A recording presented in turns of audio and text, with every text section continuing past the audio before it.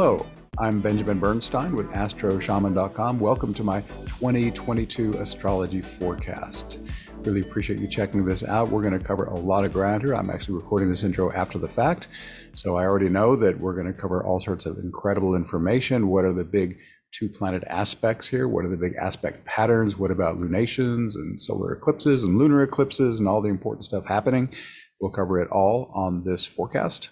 We're also going to go into the charts of some politicians in the United States as far as what's going on with that, the big players who are in the headlines. And we're going to take a deep dive with our guest speaker, Eric Meyers. And he's going to tell us about this extraordinary 3 outer planet aspect pattern that starts forming up this year and lasts the entire decade. So a lot of cool stuff here. Just wanted you to know what you're in for. It should be awesome. If you're interested in working with me, please go to astroshaman.com, and there you can find I do personal services such as astrology, shamanic healing, awakening activation, life coaching, and more. I also have an online membership called Awakening Plus to support your spiritual awakening and healing and service to the great global awakening. And you can find all that under the services tab on astroshaman.com. Anyhow, enough of that. Let's get on with the forecast. Welcome. It is January 21st, 2022. I'm Benjamin Bernstein with astroshaman.com, and this is the 2022 astrology forecast. Big thanks to the Asheville Friends of Astrology who have sponsored this event, and thanks to all you live participants who ponied up at least $5 to be here. It's the first time we've done that. I wasn't quite sure what kind of turnout we'd get, especially because I'm doing this 2 months later than I usually do. Just as a brief explanation, I normally do this event in November for the Asheville Friends of Astrology, but had some unexpected big life changes happen, including having to move house, and my beloved partner Spirit Song had hip surgery. She's doing awesome, by the way. She's recovered beautifully. But all that took an unexpected amount of time and energy, and I said, well, I just won't do it this year. I'm sorry. But they were kind enough to say, hey, why don't you just come back and do it in January? And I thought, well, would anyone even want to do a forecast that late? All the other forecasts are up, but gosh, a lot of people signed up for this, and some are watching it here on YouTube as well. So really grateful that you all showed up live, especially, and all those who were watching other ways. So let me begin the overview with the overview of the major events of 2022. If you watched my forecast last year, I made a big deal about the Saturn-Uranus square and how it was the most important aspect of 2021. And it doesn't have any exact aspects this year, but guess what? It's still the most important aspect of 2022. It's still in orb. I'm going to say that a lot this year, rather in this presentation, in orb. That means close enough to be powerful, even if it's not exact. And I'll have more on that. I'm going to wait to interpret that until we get to October 1. And then the orb will be half a degree at that point, and I'll talk about it then. By the way, when you see, if you're on the video and you see my hand come up like this toward the camera, it's because my phone didn't advance itself like it was supposed to, and I have to give it a manual nudge. Not perfect technology, but it's helpful. Okay. We're also going to talk about a Jupiter-Neptune conjunction. This is the second most powerful aspect of the year. It only has one exact conjunction on April 12th, but it will be an orb for over a year. And I'm going to interpret it when we get to April 12th. I'm also going to spend a lot of time on a minor Grand Trine, also known as a mini Grand Trine. This has the 3 outer planets, Uranus, Neptune, and Pluto, and it's just getting warmed up this year. And I have a wonderful guest presenter, Eric Meyers. Those of you who have been members of the Asheville Friends of Astrology for a while, he was a member where he lived in Asheville. Now he's out in Washington State. But we actually had just done his Beatles book interview for my podcast, This Week in Astrology, and we got into an impromptu discussion around that and recorded it, and it was so good, I decided to include it. He gave me his blessing, so I have had the habit in my forecast of calling on the expertise of others and not just my own brain, so we'll get a wonderful download from Eric, who's been thinking about that aspect for decades. So we'll talk more about that a little later. In fact, that will be our wrap-up. And this could be the decade's most important aspect pattern. Wow. And by the way, Eric will be joining us by pre-recorded video. We're also going to talk about Chiron quintal Pluto. It's an orb for about half of 2022 and even into 2023. And we'll get to that soon on the January 23 section when its closest approach will happen. We're also going to talk about Jupiter sextile Uranus. Are you noticing the preponderance of soft aspects? Most of them are soft and harmonious. I'm very excited about that. And there's tons of opportunity here. And I'll talk about that in the February 17 section. And also, I want to just give at least worthy mention to another thing that's happening this year, Neptune sextile Pluto. This is an orb all year and then some. Now, when I was learning about this with my mentor, Kelly Lee Phipps, also a beloved former member of the Asheville Friends of Astrology, he told me this was a 100-year sextile. And I said, no aspect could last 100 years. That makes no sense at all. But I ran it, and sure enough, if you use mundane orbs, mundane means you use a little bit more leeway on when something connects. And I'm using the standard mundane orbs that people like Richard Tarnas use. The Neptune sextile Pluto started in 1938 and continues through 2041. It's actually a little more than 100 years. So I'm not going to say much about that, except that it empowers spiritual awakening and inspired creativity and flow state and dream interpretation. And of course, what can you say about an aspect that lasts 100 years? It's kind of so much in the background, you hardly notice it. And finally, the lunar nodes shifted to Taurus and Scorpio 3 days ago as I record this. We're recording on the 21st of January. They did that on the 18th. If you use the true node calculation, which I do, and I'll get to that in a moment. So enough overview. Let's talk about Saturn sextile Chiron. Actually, this is overview leading into interpretation. Saturn sextile Chiron was the number 2 aspect of 2021. It has moderate influence this year. It was exact 3 times last year. This year it's in orb now through February 24th. It'll be in orb again July 9th through December 4th. It will be a 4.5 degree orb in September, but it's actually at its most exact as we open the year January 1. So as 22 opens, in fact, it's about 3.5 degrees of orb. And as I said, that's the tightest orb of the year. And since it's the last aspect in this overview, and it is powerful at the start, we'll just go ahead and do that one now. The Saturn-Chiron sextile offers a lifeline of harmonious healing and wisdom. Its flowing aspect counterbalances the Saturn-Uranus square we'll dive into later in this presentation. The square is much more challenging, especially to structures that have outlived their usefulness. The sextile supports us in understanding the deeper meaning of the radical changes we're experiencing. The sextile can also help us heal personally and collectively. Chiron is the wounded healer. This wounding can be emotional, psychological, or physical. In addition to physical pain, this wounding can also catalyze challenge if it triggers unhealed traumas from your childhood or past lives. How much you suffer, or if you suffer at all, depends on your shadow work skills. That's where Chiron can step into its life-affirming roles as the mentor and healer. It encourages you to find effective shadow work tools to heal your old emotional and psychological wounds. Doing this also has a wonderful side effect. Each layer of completed shadow work deepens your spiritual awakening. One shadow work tool that has helped thousands do this essential inner work quickly and easily is my healing invocation. You can learn how to do it in my free invocation masterclass, totally free. If you want to check that out, go to my site, astroshaman.com. The last word on the menu bar up top is invocations. Give that a click or a tap, and you'll learn about the class, and it'll give you a way to sign up and do all 6 sections for free. You'll learn how to call in your own healing from your higher self, also how to call in your own embodied awakening from your higher self. I've been teaching this stuff like 11 years. Thousands of people have told me it works, so it has a pretty good track record. Check it out if you're interested. Getting back to Chiron Saturn. Chiron can also encourage you to work with a mentor. This wisdom giver can help you understand what's going on, help heal you, and teach you techniques for self-healing. Or you could be the mentor and or healer yourself, stepping into this role or taking it to the next level. Saturn's most relevant meaning in this context is simply structure. The Saturn-Uranus square will destabilize all structures that don't serve highest good, external or internal, physical or conceptual. If you have a say in the matter, you can decide whether a given structure should be transformed or released. The Saturn-Chiron sextile can help you do this wisely and can help support whatever healing is needed during and afterward. All right, moving on. Lunar nodes change signs. This happened 3 days ago on January 18 as I give this presentation. The lunar nodes shift signs in retrograde motion about every 19 months, and they did it again on the 18th at 1:50 p.m. Eastern Standard Time.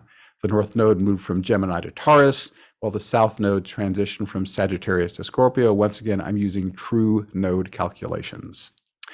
This heightened focus on the Scorpio-Taurus axis puts less emphasis on the mind and more on the body. You can work with any or all of the following themes. Be fully present with the pleasure of your five senses. Give yourself delightful things to see, hear, smell, taste, and touch. Cultivate the ecstatic pleasures of sexuality and sacred sex. Engage in life-affirming transformations that lead to better physical structures. Do shadow work, which, when complete, lets you enjoy more comfortable physical embodiment. Take retreat time to relax in nature. Transform the earth through environmental healing. Engage in body-based death and rebirth healing processes. These could include breath work, plant spirit ceremonies like the ayahuasca ceremonies I just went to in Peru, and ecstatic dance. You could also do somatic experiencing, or as I mentioned, the healing invocation in my free invocation masterclass. Amplify your wealth. This could be money or anything tangible or intangible that brings value to your life, and use your power to manifest whatever you desire. Then on January 18, we have Saturn square Uranus. I'm mentioning it here because this is its closest approach in the first half of 2022. Again, that was 3 days ago. It's going to be much closer later when I talk about it later in the presentation, but I wanted to honor it by saying, hey, this is as tight as it got in the first half of the year. Then on January 23rd, Chiron quintile Pluto. Its closest approach this year is January 23rd, orb of 1/3 of a degree. That's almost exact. It was exact once last year on March 23rd. It's in orb this year through May 11, and it will be in orb again, November 18 through April 12th of 2023. Again, that's using large mundane orbs. This gives potent magical opportunities in any area represented by Chiron or Pluto. Healing on any level, mentoring, transformation, death and rebirth processes, including shadow work, wealth, power, occult practices, sacred sex, research, and investigation. All that is used up magically by that quintile. Now, let's go to February. I'm going to put a few standard lunations in here. I'm leaving some out, putting some in. I only put in a lunation if it's a juicy one. So this first one, February 1, a new moon at 12 degrees Aquarius. I like this one because it's conjunct Saturn and square Uranus. Now, any Aquarius new moon is great for new beginnings in several areas. I like to say that Aquarius has 3 awesome high sides. One is to first accept within yourself what's unique and different about yourself and embrace that joyfully. And second, part 2, to show that to the world. Now, some people like me could just fly their freak flag all the time, and some have to be a little more discriminating, show it some places and not others, but show it where you can. Second great thing to do with Aquarian energy is to follow your intuitive hits. They come right from your higher self, in my opinion, and they're infallible in my experience. I have been always well guided. I've asked hundreds of clients over many years, do things go better when you follow that intuitive hit or not? And every single one has told me it goes better when I follow them. They might take you in unexpected directions. They certainly have me, but you end up better than what you'd planned.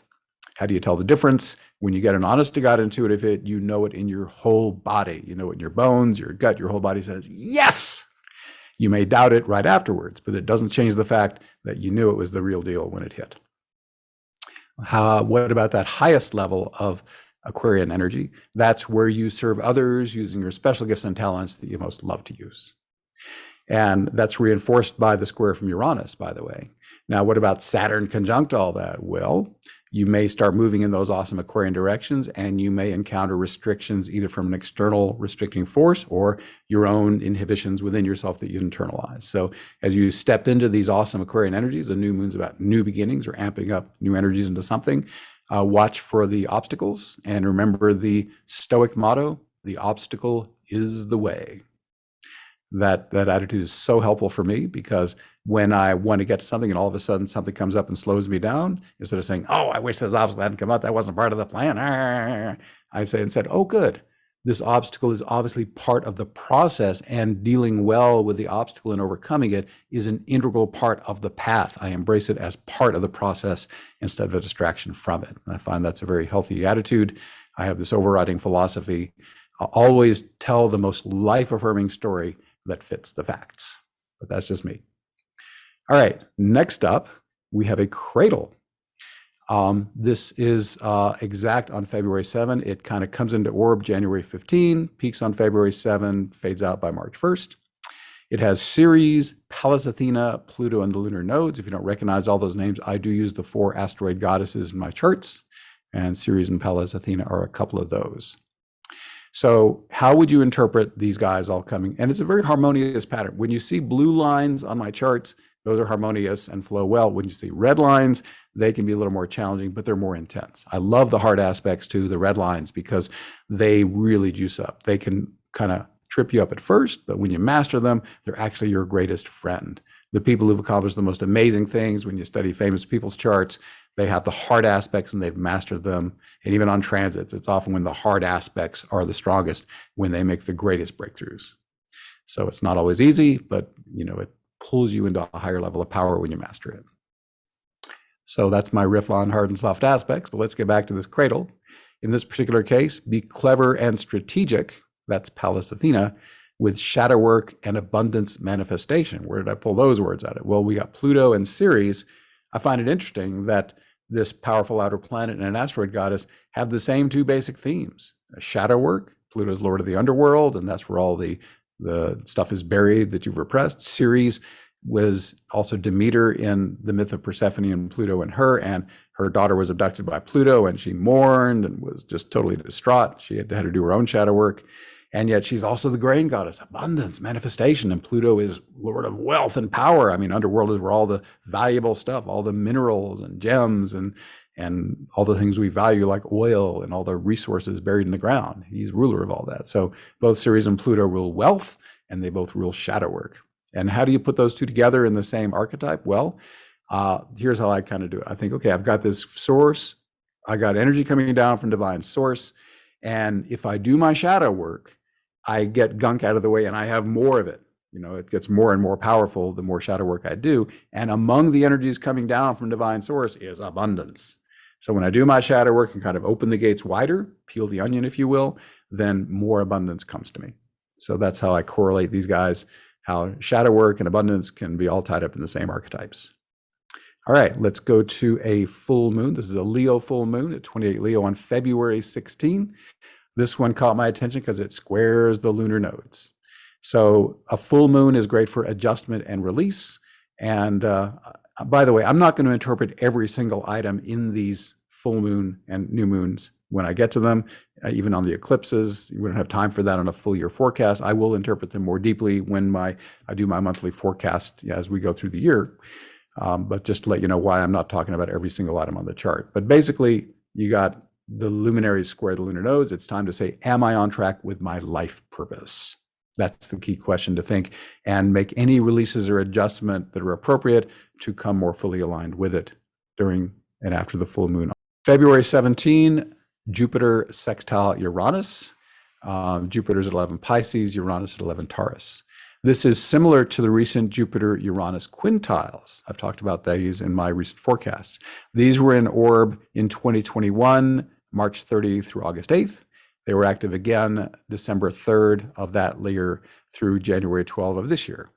Since Uranus carries the same archetypal energy as Aquarius, this energy feels similar to when Jupiter was in Aquarius. In 2021, Jupiter was in Aquarius all the way through May 13th, and then it revisited the lightning sign July 28th through December 28th. Here are some of the wonderful ways we might experience this harmonious Jupiter-Uranus sextile. First off, a sextile by its very nature is harmonious and lively. That's great. And in terms of the planetary combos, breakthroughs in understanding the meaning of life, innovative religious practices, breaking out of your ruts to live life as an adventurous quest, learning new and unusual things that add significant meaning to your life, more openness to foreign teachings and influences, more international travel, sharing your innovative insights with others. The energy of Jupiter is aligned with the meanings of guru, professor, philosopher, and wisdom giver. breaking through to more joy, exuberance, euphoria, and celebration. More wisdom gained through intuitive hits, expanding into your authentic self, human and divine. More expansion into serving your kindred spirits with your special gifts and talents that you most love to use. I love that phrase. Spiritual breakthroughs, breaking out of limiting spiritual concepts into greater experiential awareness of your divinity. Expanded creative inspiration, expanded divine inspiration, a new level of flow state in your daily life, personal breakthroughs through dreams, including conscious dreaming and dream interpretation. That's a lot of potential for that sextile, isn't it? Okay. Next up, we go to March. March 18, there is a full moon at 28 Virgo. And if you're seeing that, that is a complicated pattern. That has an envelope that's like a little envelope tilted over. And there's a Thor's hammer. That's the thick red line with the two dashed lines. So I'm going to interpret that a little bit. For starters, I'm going to even put my glasses on for this one here. Okay. So we got the moon in Virgo. Again, a full moon's about adjustment and release. What's Virgo? I need to make adjustments and releases so I can serve better, so I can get the details right, so I can be more healthy or support the health of others. Okay. So now, what about the strong aspects? Probably the strongest pattern here in terms of soft is the Grand Trine, Moon, Pluto, North Node. Pluto is going to empower all that smoothly and easily because of the trine. The North Node says do it in alignment with life purpose. Let's not forget the Neptune right across from the moon, pretty tight. And what has Neptune got to offer? Neptune says, hey, if you work my high side, I'll give you spiritual awakening, inspired creativity, flow state, and good work with dreams or inner states. So all those are juicy and available. And then what about the Thor's hammer? Venus and Uranus are square, and they both make these semi-hard aspects up to the moon. Well, Venus and Uranus in hard aspect, there could be some relationship challenge. There could be some shifts in your creativity. There could be a shift in how you do money. All that's potentiated. And then the Virgo moon that they go up to says, okay, what precision adjustments do you need to make? How can any such adjustments serve? So that's a few ways to think about that Virgo full moon. Next, we've got it. We're into April now, April 1st, but I'm not fooling. New moon at 12 degrees Aries. This one's easier. It's pretty straightforward. We've got an Aries new moon. For starters, that's new beginnings in all the keywords of Aries. That's the warrior, pioneer, entrepreneur, sexual being are the main keywords I like to use for Aries. Athletics, competition, all that's good Aries stuff. So what's the strongest thing? Chiron, not even 1 degree off conjunction. And that's the mentor and the healer. So Chiron could bring some wounding possibly. So watch for that. At the same time, remember that wounding is going to stir up any old shadow work you've got, and you deal with that well and you'll awaken some more. So shadow work well done is actually one of the greatest gifts you can receive. Or if you're to the point where you're being a healer or mentor for others, you can definitely make some new powerful beginnings in that area. What about Mercury? Mercury shares a theme with Chiron, mentor, Chiron, teacher, communicator, Mercury. So if you're going to do any kind of communicating, teaching, this April 1st new moon is really juicy for getting that stuff launched. Or if there's something you want to learn, maybe Chiron is not you being the mentor, but someone mentoring you, and Mercury could be the information you're taking in. You could be really strong and assertive with that. So those are a few ways you could do that. The Uranus sextile, it might be outside the box, innovative stuff. Maybe the information is not even coming through the left frame. Maybe you're just getting it all by intuitive hits or sharing your intuitive hits with others. Those are some ways those planets might play well together. I should give you a key astrology principle. Astrology is archetypally predictive, but it's not concretely predictive. So all I do is spin possibilities and what might happen. You know, different people experience the same transit in really different ways. And you can also make choices. There's a few ways to work with that I mentioned in this, for example. So do you want to choose teaching or learning? Do you want to be the mentor or do you want to call in healing? So you always have choices in many cases on how to work with these things. Sometimes the universe just pops down a particular manifestation and you work with it, but there's often a lot of choice in the matter. Okay, what do we have next? On April 11th, Saturn square the lunar nodes. So here we have Saturn. Let me put my glasses on again. Saturn's up there around 22 Aquarius. The nodes are around 23 Scorpio and Taurus. So I've already interpreted the nodes for you. So Saturn square the node says, okay, maybe you're hitting some obstacles. Maybe you're saying, yes, I'm doing my best to get on my life purpose and I just hit a snag. Something's in the way. Again, the obstacle is the way. So what Saturn does, whether he's in your natal chart or whether he's transiting, he says, have you mastered this yet? Are you your own authority here? When you use Saturn well, he's asking, okay, are you being mature, responsible? Are you using your time well? Are you planning the work and working the plan where it's appropriate? If so, he's your buddy and he's the winner in your cells. I have a great relationship with my Saturn. He's very powerful in my chart and he's one of my most valued and wonderful planets. So as you watch what's happening in terms of how you get into your life purpose here around April 11, just ask yourself, do I feel like I'm really on track and I've got strong, consistent flow toward that? Or am I hitting obstacles? So if there's obstacles, you got two choices. You can release or you can adjust. So just watch what happens. And once in a while, Saturn will say, okay, you're on track. There's nothing wrong, but to get to where you're going, you must now pass this hero's journey test. Are you willing to put forth the effort it's going to take to get past this obstacle? There's nothing really adjusting. It's just, can you plow through it? And the wisdom is knowing when is it time to plow through an obstacle and when is the obstacle saying stop, wrong direction. And as far as my experience, the best way to know that is through intuition. Sometimes you just cannot figure it out with your brain. So for me, intuition is the highest guidance always, and I always go with that when my mind is confused. All right, I forgot. Saturn is also conjunct Juno and Mars. Now again, the Saturn square lunar nodes is a long lasting. In fact, this is in orb February 15 through December 26, nearly the entire year. So that's a long play. Now, Mars and Juno are there for a little while. They're there as it goes exact. But during this relatively limited time, the week or two around April 11, think, are my committed partnerships, which is what Juno represents. She looks like the cross with the bad hair day there. Are my committed partnerships aligned with my life purpose? And Mars says, am I putting enough energy in that direction? Am I really giving it the juice that it needs? So some ways to think about that. All right, what's next? April 12, Jupiter conjunct Neptune. As I said earlier, this is this year's number 2 aspect. It has one exact conjunction today on April 12th. It's a 24 Pisces. This is in orb for over a year, January 28 of 2022. It's coming in pretty quick after this lecture, and it'll be in orb all the way through February 15 of 2023. Its actual closest approach will be later in the year on November 23rd as Jupiter turns direct. At that point, Jupiter and Neptune will be about 6 degrees apart. And again, they're exact now, they're separate, and then they'll come back together later in the year, and that's the orb I'm talking about. A lot of things you can do with Jupiter and Neptune together. Here are some of them.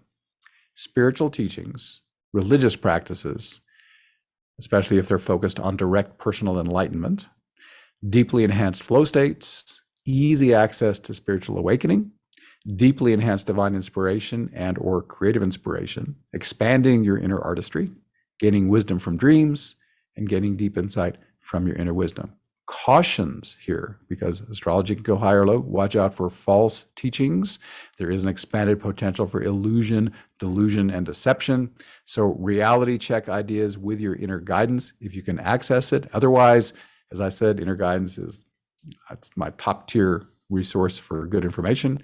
Otherwise, reality check ideas however you can to avoid getting sucked into a compelling falsehood. Some of you may have heard of Byron Katie. She does the work of Byron Katie. She has 4 questions she likes to ask, and I think these questions are super helpful given the nature of Jupiter, Neptune, and how long it's lasting. So if you believe something, ask yourself, is it true? Then follow. If you said yes, then follow up. Can you absolutely know that it's true beyond the tiniest shadow of a doubt? And sometimes you got to say, well, I believe it's true, but it's possible it's not. Then ask yourself, how do you react when you believe that thought? What happens? Basically, you're seeing, is this having a positive or negative effect on me to believe this? And then ask, who would you be without the thought? And often just even expressing, okay, if I didn't believe that, you can feel like a real interesting shift. And you might feel better, you might feel worse, but it's kind of a check-in to say, okay, should I be holding that thought or not? I can choose my thoughts. And she has turnarounds and stuff after that. I'm not going to get into that, but I just thought those 4 basic questions that she teaches are really relevant with Jupiter Neptune.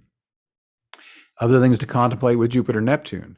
Can you hold all beliefs as conditional and potentially subject to revision or replacement? Not everyone can do that. That's my philosophy. I certainly have beliefs about things, but I've had many experiences in my life where I was so sure I was right and turned out I was dead wrong. So I've had that enough that I hold my thought, I believe slightly. You can't operate without beliefs, but I'm open to replacing them. Another thing that can happen is you kind of have awakening and you go to a level beyond the level that that belief is relevant. So, okay, that's true. That's a relative little belief. But from this higher perspective, there is a larger truth that kind of goes beyond that belief. That belief is relevant at its level, but it's not the whole thing. And it's lovely when you get to those things as you expand your consciousness. So also Jupiter, Neptune, it can be lighter and more expansive. Focus on what you want. Be cautious also of savior complex. Don't get all high and mighty with what you believe and go push it on people. Do not exceed your capacity. Be careful. This can also enhance confusion or addiction if you're prone to those things. So again, be very mindful of reality versus illusion. I watched the Astrology Hub astrologers. Gary Caton was one of those. And once again, Gary Caton is a member of Asheville Friends of Astrology. And he wasn't the one who said this, but I heard a quote there that I just had to share with you. It's not mine, but I think it's awesome. Realism is trapped imagination. I'm going to say that again. Realism is trapped imagination. Contemplate that. Alrighty, what's next? April 16, we have a full moon at 27 degrees Libra. I picked this one. Look at that Pluto square. Oh my God, real intense. So let's break it down just a little bit. I'm going to put my glasses back on. We've got a moon in Libra. So what are full moons? Release or adjustment. So Libra is mainly about relationships or creativity. I like to say Libra likes to create or relate. So what relationships do you need to adjust or release? What creativity do you need to adjust or release is the main thing a Libra new moon asks. And the Pluto square says, okay, in those relationships especially, if a relationship is not optimized or if it's time to let it go, you'll have some challenge come up. So ask yourself, okay, I've got challenge in a relationship possibly during the full moon or the 2 weeks after, and what do I do with that? Do I just sweep it under the rug and let it hang around, or is this a time to release that person? Is it time to work with them to heal that if they're willing and able and take it to a higher level? Sometimes you can do, if they won't do it, you can do some work within yourself. And sometimes that helps the relationship a little bit. What about creativity? What about Pluto, wealth, and power? So, wow, if you're an artist doing creative stuff, that Pluto square could massively amplify your creative juju. That would be wonderful. And what about Pallas Athena? We encountered her before. She's strategy. I mean, yeah, she's the warrior goddess and she can fight, but she's about strategy and diplomacy and negotiation, being really smart and clever. So whatever you're dealing with in terms of creativity or relationship, be smart about it. Don't just work hard, work smart. Next up, April 30, we have our first eclipse. We have 4 of them this year. So this is the solar eclipse at 10 Taurus. And for starters, a solar eclipse is my cliche phrase, it's a new moon on steroids. Really, really powerful. So let's just go with Taurus new moon first. New beginnings in all the Taurian areas. I talked about the Taurian themes a lot when I talked about the lunar nodes changing signs. So just briefly, what can Taurus be? It can be being really grounded. Taurus rules money. It can be money or material acquisition. Taurus is the 5 senses. It doesn't have to be sex, but again, sight, sound, hearing, taste, touch, all that good stuff. Taurus can be getting connection with the earth. Taurus, instead of, Taurus's motto can be, I'm not a human doing, I'm a human being. Taurus says, just chill, relax, just do nothing at all and be with nature, or just, take some downtime here. So those are some things you can contemplate if you either start or amplify any of those things you're doing under Taurus. And what's conjuncted? Uranus. Really close, just about 4 degrees away from the luminaries. I've already given you the Uranus keywords. I'll just flip by them really quick.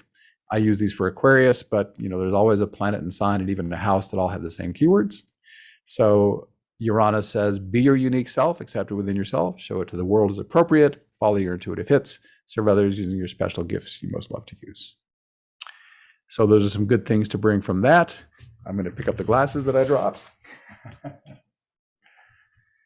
We've also got some Neptune energy. That's all the stuff I gave you earlier. That's, the spiritual awakening, inspired creativity, flow state dreams. And the Mars sextile is just amping up the power. So those are some beautiful ways to use that solar eclipse. By the way, regular new and full moons are good for a couple of weeks. Eclipses, they're good for 6 months, sometimes a year. So at least 6 months you have to work this Taurus solar eclipse energy. Next up, we're in May, and we have Jupiter sextile Pluto on May 3rd at 29 degrees Pisces for Jupiter and 29 Capricorn for Pluto. So this is flowing, energized empowerment of anything represented by Jupiter and or Pisces. What does Jupiter bring to the party? You can dive more deeply into higher education, formal or self-guided as a student. You can also bless others as a professor, philosopher, guru, or other wisdom giver. Jupiter rules foreign travel. That could mean a physical excursion, but with today's technologies, countries and cultures can easily come to you. Anything foreign to you, even from within your own country or culture, could fall within this idea. Do you crave a deeper understanding of life? Jupiter rules religion, philosophy, and the meaning of life. Are you living life as a quest or adventure? Jupiter would love it if you did. And are you experiencing enough celebration, euphoria, and enthusiasm? These are Jupiter's most joyful expressions. Jupiter also amplifies Pluto's possibilities. Those include powerful teachings and adventurous experiences related to transformation, shamanism, death and rebirth processes, shadow work, psychology. It includes occult teachings, which might be among them astrology, numerology, tarot, runes, mediumship, psychic phenomena, and stuff like that. It can be enhanced wealth. And let me add here, wealth doesn't have to be just money. Wealth is anything that adds value to your life in any way, shape, or form. When you got some Pluto or Scorpio stuff going on, ask yourself, what's the wealth that I want? And tell the universe what flavor you'd like. Also, Pluto is enhanced power. There are two fundamental kinds of power. There is power over, where you dominate, control, and take advantage. This power doesn't mind lying and cheating and stealing, and it really doesn't care how it affects anyone. It just says, I want what I want, and I'm going to get it any way I can. So that's power over. I'm guessing most of you are not into that. But then there's power with, where you want to really juice up your personal power so you can help others step into theirs. That's the power, that's the rising tide that lifts all the boats. So with Pluto, choose your power. This sextile also gives enhanced business success potential because Pluto is in Capricorn, the sign of business, expanded empowered creativity in all areas, and amplified spiritual experiences. So a lot of juicy stuff you can do with that Pluto-Jupiter sextile. Next up, Jupiter enters Aries. It'll do it again late in the year, but right now, Jupiter coming into Aries on May 10th. And by the way, Jupiter on average goes through about one sign a year, although he does some back and forth, as you'll see this year. So Jupiter coming into Aries, expanded energy for new beginnings, more power for your work as a warrior, pioneer, entrepreneur, or sexual being. Fresh energy for any of those Jupiter themes I just covered. I'll just blow through some of them real quick again. Advanced student, wisdom giver, adventurer, world traveler, celebration, and so on.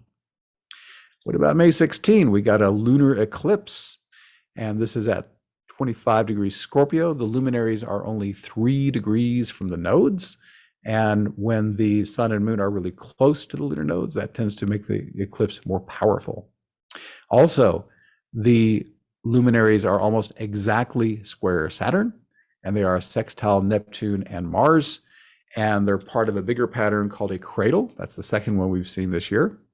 So what I like about this one is, well, let me just, again, go to the sign first, and then I'll add the other planets a little bit. So we got a lunar eclipse, that's release or adjustment.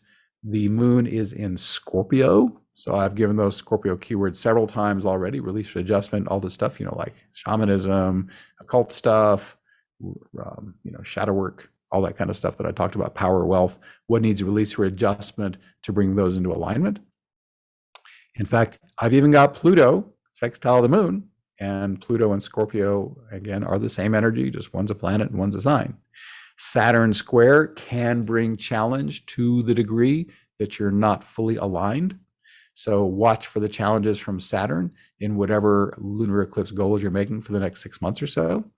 And when you get them, again, just be wise. The obstacle is the way, work through them. And again, if you're already buddied up with Saturn, then he might just give you Energizer Bunny energy, maturity, responsibility, and you can, just get to work and get really productive if you're already well in tune with Saturn. There's also some nice law of attraction juju here. I want to note that Saturn and Neptune are just one sign apart, and they both aspect the luminaries and the nodes. So these two are one of my favorite planetary duos. They have three ways that they really work well together that I'm aware of. So Neptune and Saturn together, first off, is law of attraction. Neptune, I visualize, I imagine. Saturn, I crystallize and I make it real in 3D. It's a great way to use them. Second, embodied awakening. Neptune says, I am spiritual consciousness. Saturn says, I bring it solidly into my physical body and have it as my routine awareness. I mentioned my free invocation masterclass. There's a invocation in there called the embodied awakening invocation, where you can literally just say 8 words, call your divine self into your body. And most people who do this have a very powerful experience, and they have a deeper awakening like within seconds. So if you want to learn about that, go to astroshaman.com, click that word invocations at the top of the menu bar, and check out that free invocation masterclass. What else do Saturn and Neptune do? They're good for conscious dissolution. That's important. There has to be just as much letting go of stuff as calling it in, or you get overloaded. So if there's stuff you want to release, then Saturn and Neptune can be used well for that. So if any of that ties into the lunar eclipse full moon goals you're setting around May 16th, then Saturn and Neptune can buddy up with you. Mars there and Jupiter are just amping up the power. Of course, there's more subtle things we can say about all that. One thing I will add, Vesta is close to Saturn and also squaring the nodes and the luminaries. By the way, when I say luminaries, I mean the sun and moon. Vesta says, can you do it not just for yourself, but for a higher cause? Can you somehow make the world a better place by what you're doing? Vesta would love that. Let's go to June. June 14, a full moon. And this one is at 23 degrees Sagittarius. By the way, I'm only giving rounded degree numbers just to the nearest degree. So that's why I'm being that loose. This one is square Neptune and sextile Saturn. Oh my God, those are those lunar eclipse themes. Again, Saturn and Neptune. Now, again, I skipped a lunation. This is a month after the eclipse. So that's why Saturn and Neptune are back with the luminaries again, because the luminaries are roughly at the same degree they were before. So once again, same themes I talked about before, just this time it's a full moon that's good for a couple of weeks. I should probably mention the Sagittarius full moon release strategy. I gave you Sagittarian and Jupiter keywords already, just to briefly remind you of some of those. It's like teacher, professor, philosopher, foreign travel, higher education, joy, expansion, and celebration, living life as a quest and adventure. So what release or adjustment would serve you in that way? And with Neptune squaring, you might even know what to do just because you're getting a flow of intuition guiding you. That's how Neptune works. It's like a waterfall of energy and inspiration when you're in tune with it. All right, what's next? We're into late July, early August. This is a triple conjunction, Mars, Uranus, and the North Node. That's a rare thing to have those three that close together. So what do we do with this? You can be alert for intuitive hits that illuminate your life purpose, then act on them. You can step into your authentic role as a warrior, pioneer, entrepreneur, and or sexual being.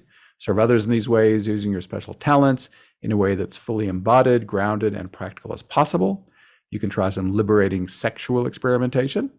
Try something new in your exercise or athletic activities.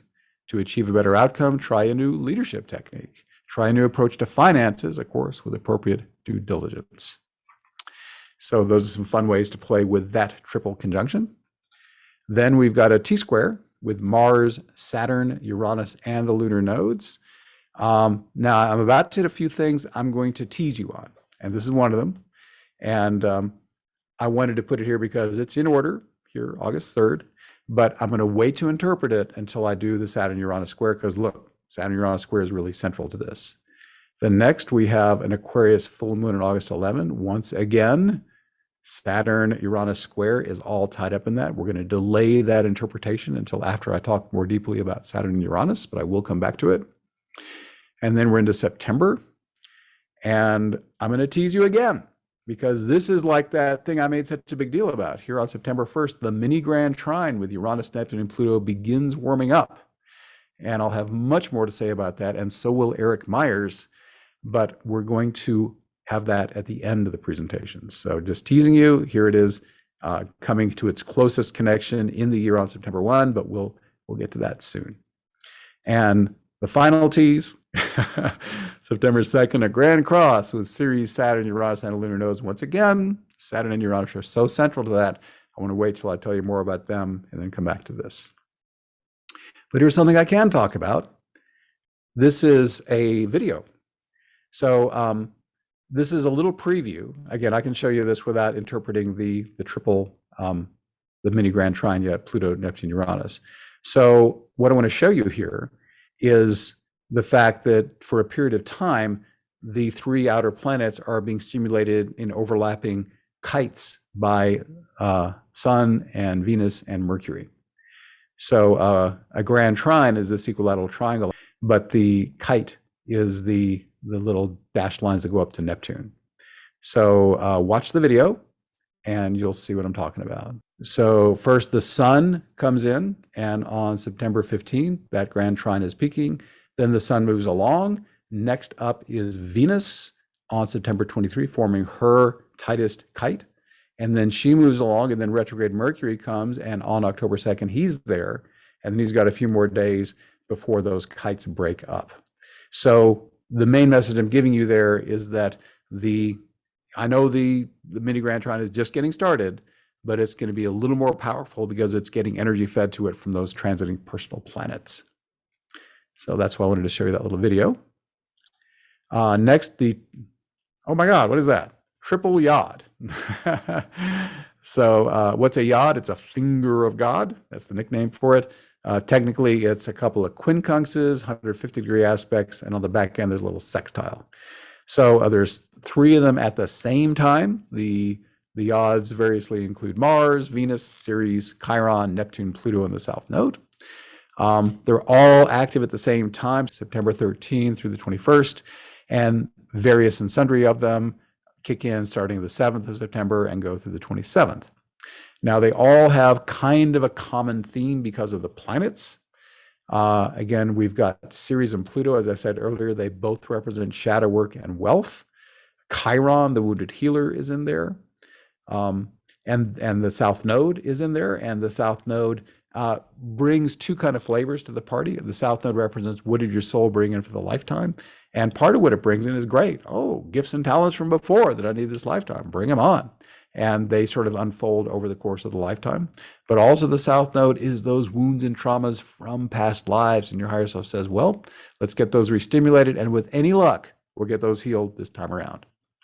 So a lot of shadow work planets, your South Node, Ceres, Chiron, Pluto, and Neptune is there helping dissolve it all. Mars is stirring it up.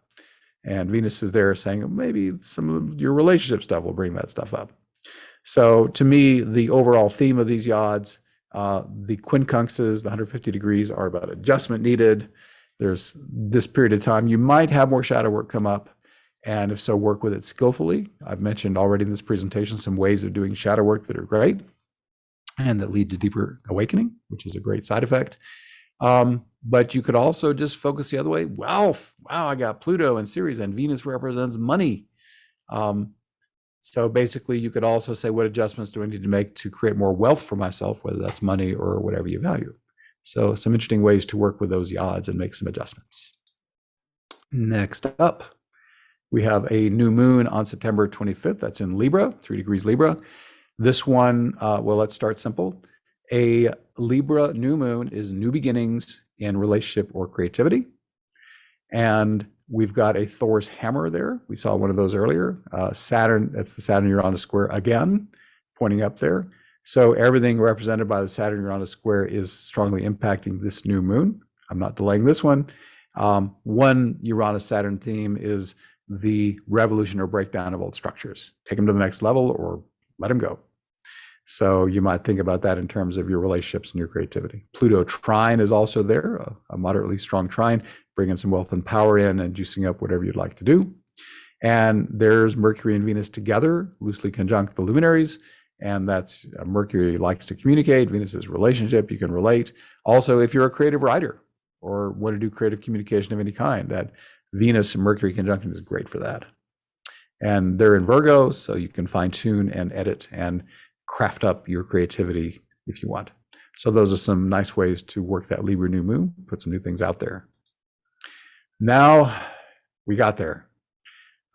We've got the Saturn-Uranus square final. I'm going to talk about this for a little while. I talked about the Saturn square a lot in my last year's forecast, and I've been talking and I've been getting into it a lot, in my forecasting for the last year, whether you do my podcast or my YouTube videos or my written forecast, this has been a big theme.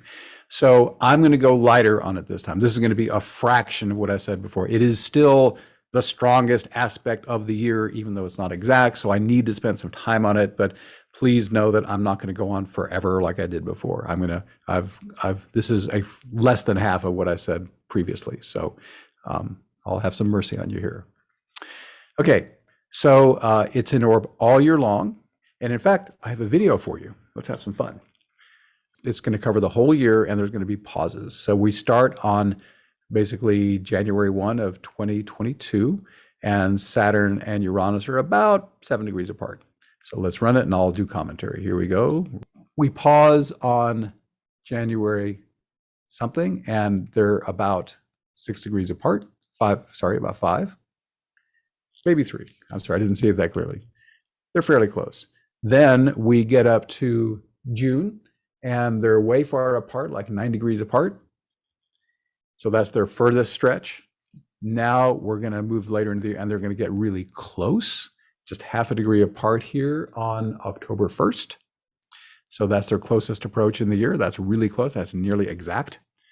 Then they're going to roll out and keep separating as the year goes on, and they're going to end up about 7 degrees apart. So they're kind of coming and going, but when they get really close later in the year, they're going to be more intense. Of course, the tighter they are, the more intense their effect is going to be. So that's the video illustrating that. We'll go back just to the solid aspect, and I'm going to talk for a while. By the way, I was kind of fuzzy on the January 18. In January 18, they were about 3 degrees apart. So the Saturn-Uranus square came into orb on November 23rd of 2020. It lasts 26 months. It'll be with us through late January of 2023. As I said earlier, there will not be any exact Saturn-Uranus squares this year in 2022, but it's still the most powerful influence we have. As I said, I've really truncated my comments. And if you want to go deep on this, I most recently went deep on my Christmas Eve, December 24 forecast at astroshaman.com. And you can check it out there. If you prefer to watch my video or the podcast in that same duration, you can consume it as print, audio, or video according to your taste. The archetypal themes I discuss here are primarily sourced from Ren Butler's amazing book, The Archetypal Universe, Astrological Patterns in Human Culture, Thought, Emotion, and Dreams. Big thanks to Ren for letting me use his brilliant work as my foundation. Now, I do want to note all the interpretations I made so far are not from his work. Finally, this year, I'm weaning myself off and coming up with my own interpretations again. So I didn't want to reinvent the wheel on this, and his book is really amazing. If you want an amazing book to really have a vast variety of possible interpretations for 2 and even 3 planet combinations, his book is amazing. Highly recommended. So first, I've reordered things from before. First, let's start with neutral qualities of Saturn and Uranus. You can have tradition versus progress, authority versus rebellion, conservatism versus change, security versus adventure, and materialism versus idealism. So those are just broad themes that tend to emerge strong. And if you're watching the world, those themes are pretty strong right now. Now let's go to shadow qualities. I'm going to go to shadow first because I want to end with the good stuff. And I've learned from my psychology learning that people tend to remember the last thing you said. So I'm going to end with the more positive things and get to the dark ones first. Shadow qualities, potentials of Saturn and Uranus. These don't have to happen, but they can. The costs of freedom, limitations on freedom. And as I go through these, think about how this is going in society and in your own life. Now, on my previous forecast, I gave a lot of examples. I've cut almost all those this time. So just think in your own mind, how does that affect me right now in the world at large? Acute tension between liberal and conservative elements, polarized extremes between reactionary and progressive impulses. I am going to comment on this. This is most obvious in the US in the extreme divide between Republicans and Democrats. It's also playing out obviously within the Democratic Party, which has the narrowest possible majority in the Senate.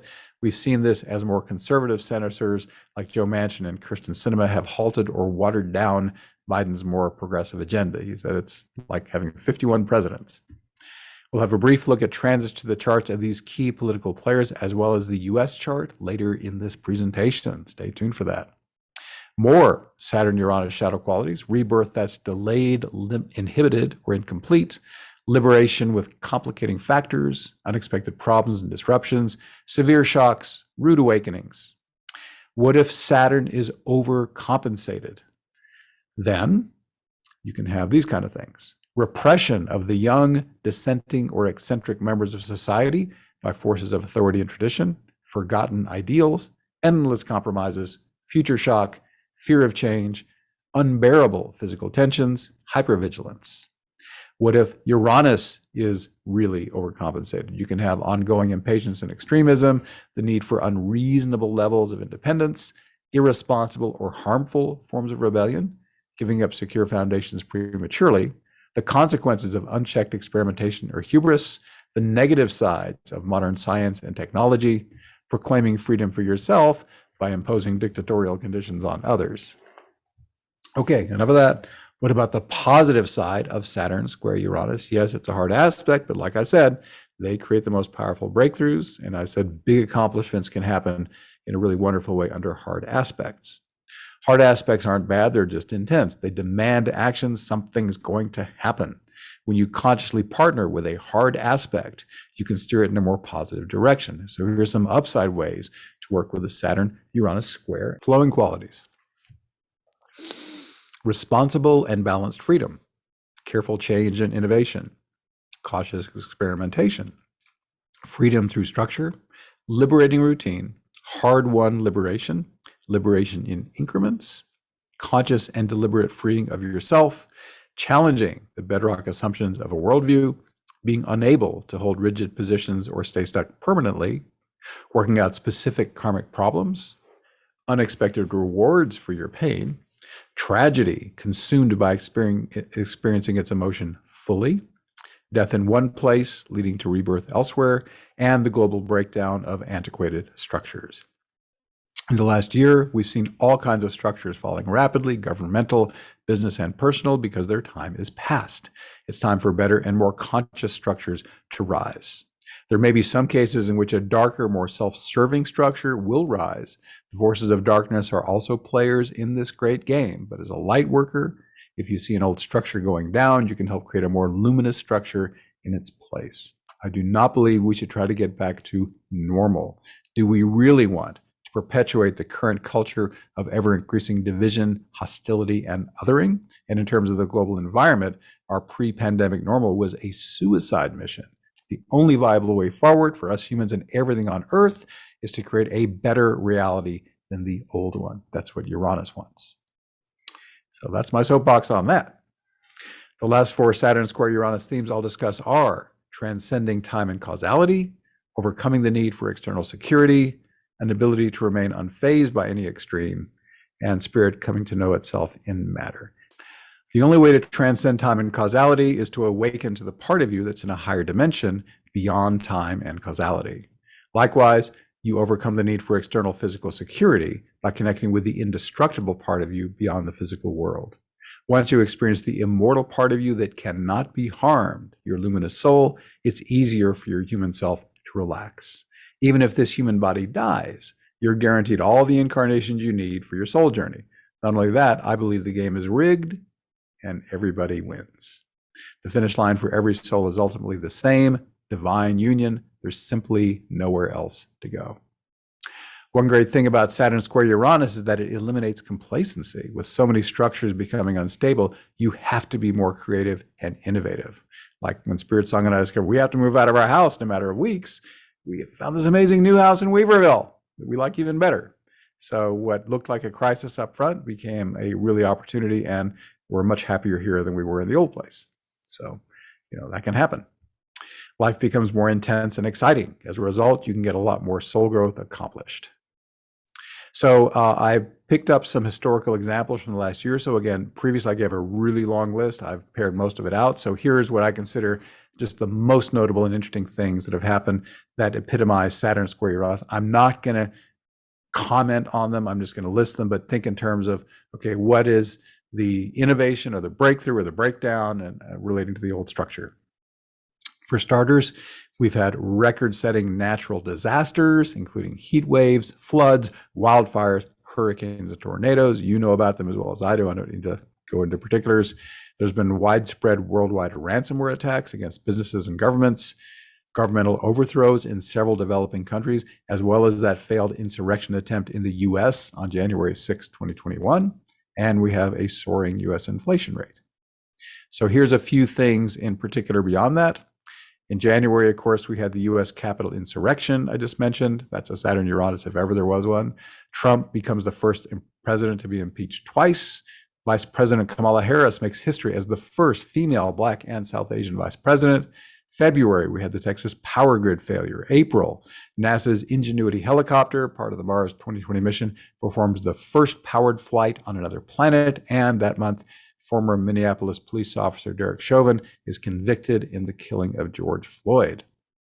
In May, SpaceX successfully flies, lands, and recovers a Starship prototype for the first time, and Shell becomes the first company to be legally mandated to align its carbon emissions with the Paris Climate Accord following a landmark court ruling in the Netherlands.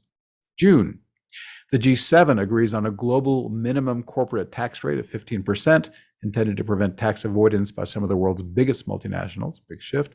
Juneteenth becomes an official U.S. holiday. In July, Texas Democrats leave the state to block a voting bill. August, after insisting he would remain in office, Andrew Cuomo resigns as governor of New York. The Taliban take over Afghanistan much sooner than expected, and the United States withdraws its last remaining troops from Afghanistan, ending 20 years of operations, its longest war ever. September, Texas again. They passed an unprecedented 6-week vigilante abortion ban designed to circumvent judicial review, which, again, the Supreme Court just a day or two ago upheld it again. And Roe versus Wade is in jeopardy. El Salvador becomes the first country in the world to accept Bitcoin as an official currency. Inspiration 4, launched by SpaceX, becomes the first all-civilian space flight, carrying a 4-person crew on a 3-day orbit of the Earth. October, WHO endorses the first malaria vaccine. Now, we're all talking about other vaccines these days, but this was decades in the making. A malaria vaccine is a wonderful thing because a lot of people die from malaria every year. November, at the 2021 United Nations Climate Change Conference, world leaders agree to a phase down of unabated coal power, a 30% cut in methane emissions by 2030, plans for a halt to deforestation by 2030, and increased financial support for developing countries. Still, some fear this will not be enough to head off global environmental catastrophe. Recorded deaths from COVID-19 surpass 5 million. Biden signs that $1 billion plus infrastructure bill into law. In December, the United States becomes the first country to surpass 50 million COVID cases. Build Back Better is effectively killed when Joe Manchin says he won't vote for it. The FDA authorizes the first 2 anti-COVID pills. And let's come up to January so far. Again, this lecture is on January 21. The Omicron variant of the virus is spreading rapidly. Biden is suffering his worst approval rating so far, with Republicans having good odds to regain control of both the House and Senate in this year's midterms. Democrats are struggling to pass meaningful legislation they can campaign on. They still hope to pass certain elements of the Build Back Better Act. Political gridlock continues with no end in sight. Omicron, as I said, is spreading rapidly. And finally, this breaking news: medical history is made with the first initially successful xenotransplantation of a genetically modified pig heart into a human. So that's amazing stuff. I expect many more such Saturn-Uranus events in 2022. Continue to cultivate the best possible outcomes from this wild ride. As we saw, the Saturn-Uranus square featured strongly in August and early September. These are the ones I skipped over, and we're going to do them properly now. So here we have the August 3rd T-square, or peaking on August 3rd rather, with Mars, Saturn, Uranus, and the lunar nodes. Again, it's in effect July 24 through August 14. And what this asks is, are you aligned with your, again, this is very similar. This is very close on the heels of that Saturn squaring the lunar nodes. So the same theme applies again. Are there obstacles arising relating to what you're here to do for your life purpose? And Uranus is down there at the bottom, asking what breakthrough do you need? Are you following your intuitive hits as to where to go with life purpose? Mars says, are you putting enough assertive energy into that? So those are some good ways to think about that T-square. Then we're visiting again that Aquarius full moon on August 11. So for starters, an Aquarius full moon is release or adjustment in the Aquarian themes we've already discussed, being your authentic self and showing it to the world, following your intuitive hits, serving others with your special gifts and talents you love to use. But look at Saturn, right there conjunct the moon, Uranus square. So this one might not be so easy. You might hit obstacles as reflected by Saturn on the moon.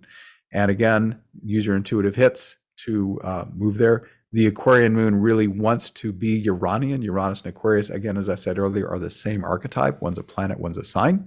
So what breakthroughs do you need to make? What limitation, whether it's trying to be externally composed or whether it's a limitation in your own psyche, do you need to get past to really become your wonderful, authentic self? And then Mars down there says, go for it. So, and Chiron sextile, the moon says, what healing do you need to do to get there? So those are some fun ways to think about that Aquarius full moon on August 11.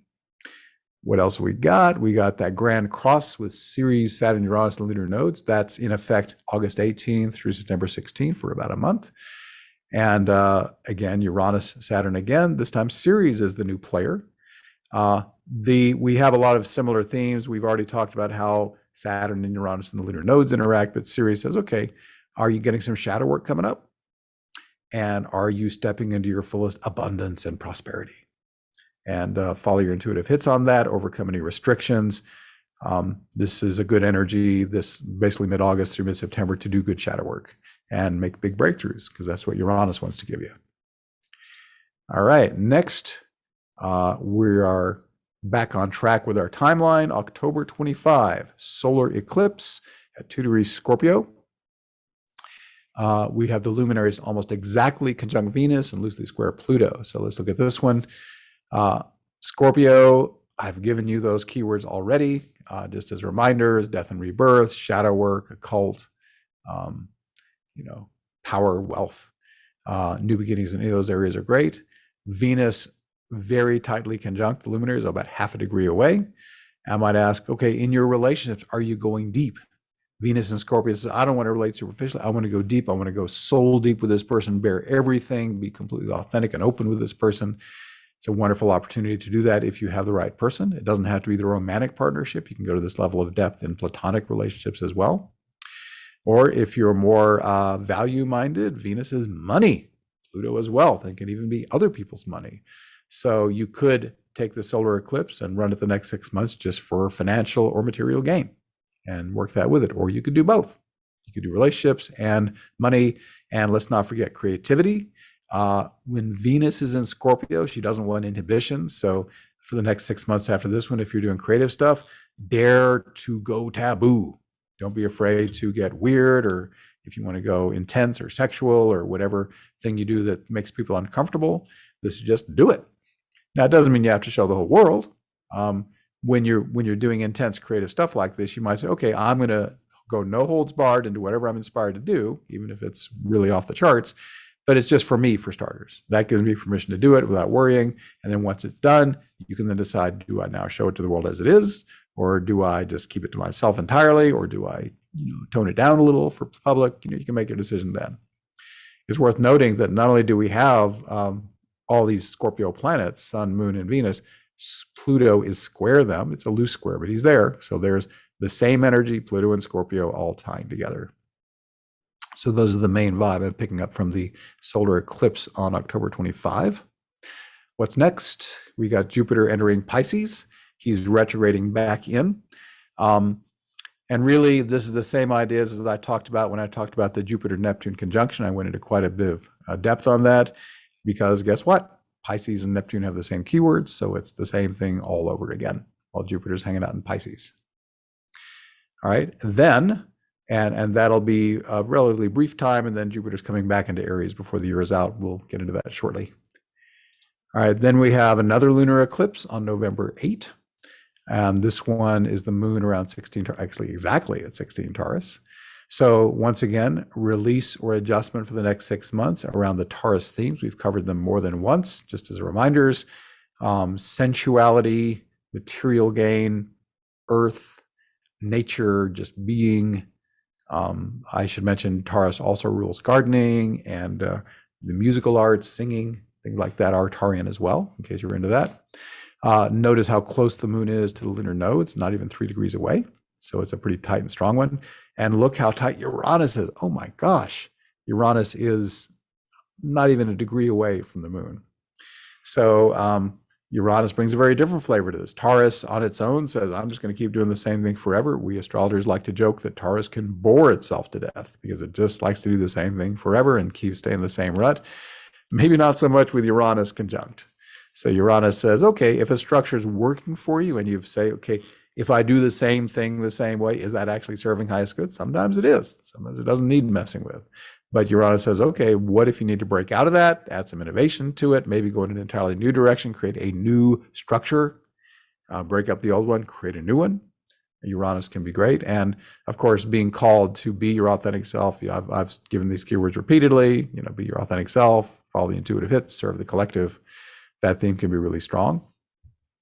And on the other side, look at this opposition. On one side, Moon, Uranus, and the lunar nodes. On the other side, South Node, Mercury, Sun, and Venus. That is a lot of planets. So Venus and Mercury together on the other side are saying, okay, let's relate. Mercury likes to communicate. Venus likes to connect with others. As I said earlier when I saw them together, creative writing, again, is supercharged. Don't censor it. Just get it out there. Uranus opposing says, maybe you want to relate with some cutting edge people. Maybe you want to shake up the people you're hanging out with and innovate. Either hang out with some new people or say, I've got these same people. Maybe we can try something new. Let's do some different activities than we've done. Uranus opposed Mercury is very tight on this lunation. Actually, the tightest axis here is the Mercury, Sun, Moon, Uranus. Uranus and Mercury are higher octave. Uranus has higher octave of Mercury. Mercury's human mind. Uranus is divine mind. And you can get all kinds of amazing downloads from this lunar eclipse and for the following 6 months. So really listen. Am I getting intuitive hits? This will amp them up significantly if you're open to them. And I would recommend you trust them because I personally have found nothing more trustworthy than the guidance from within myself, from the part that created me and knows what I'm here to do. All right, next up. We have overlapping T-squares with Saturn and Uranus. So here we've got the common factors, Saturn and Uranus squaring, and then one after the other, Venus, Mercury, and the Sun come along. I'm not going to do a video on this. It's not needed, but just so you know, this is October 30 through November 18. And yes, you can interpret the planets being affected by Uranus and Saturn, but for our purposes here, so we don't go into overload completely, it's just juicing up the Saturn-Uranus square, October 30 through November 18. Let's get to December. We're on our last month before we go into some new stuff. A mystic rectangle with Ceres, Pallas Athena, Jupiter, and Pluto. And this one comes into orb on November 14, peaks on December 11, and fades out by December 23rd. So that's like, quite a little ways there, several weeks. How to use this one? Good for wealth. Ceres, again, since it's more of a soft aspect pattern, I'm going to do less shadow work, more wealth.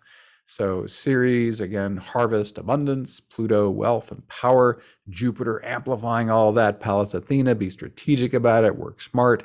So I would say one of the main things about the mystic rectangle is it's just easier to be wealthy, whether you're talking money or, again, whatever your wealth is for this period of time, again, November 14th through December 23rd.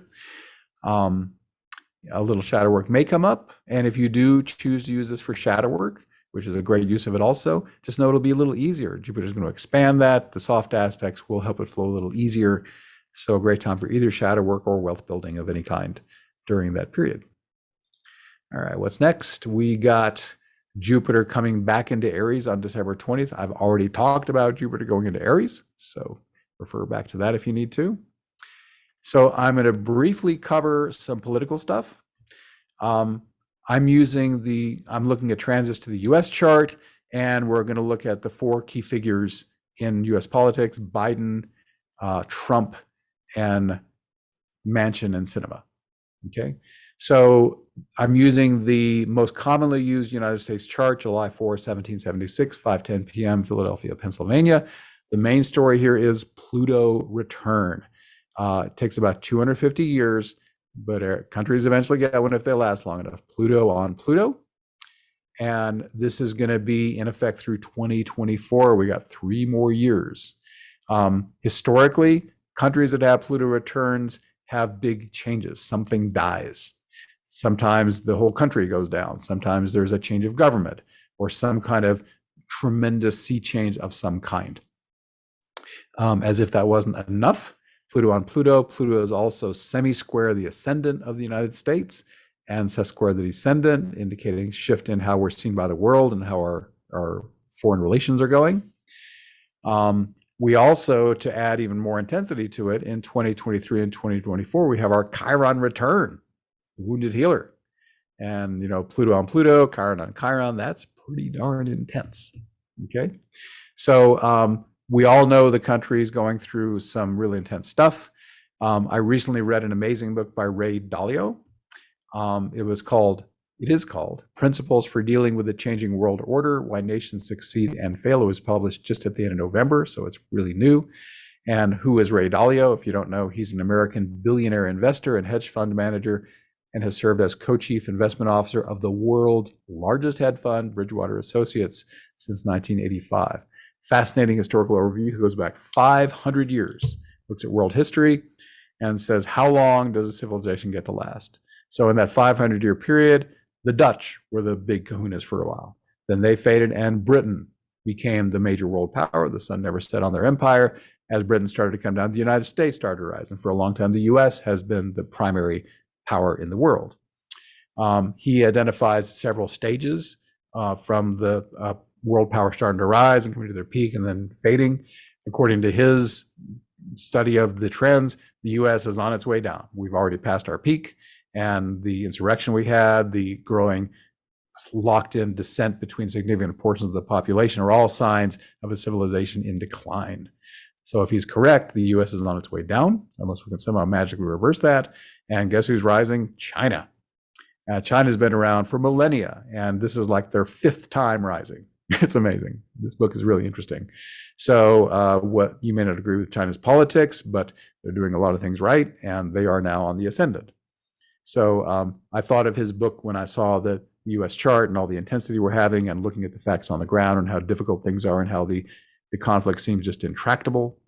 And I hope we get our act together, but history is showing a definite trend on how civilizations go. I tend not to identify so much with a country. I tend to identify with the global goodness. So I just want what's good for the world, personally.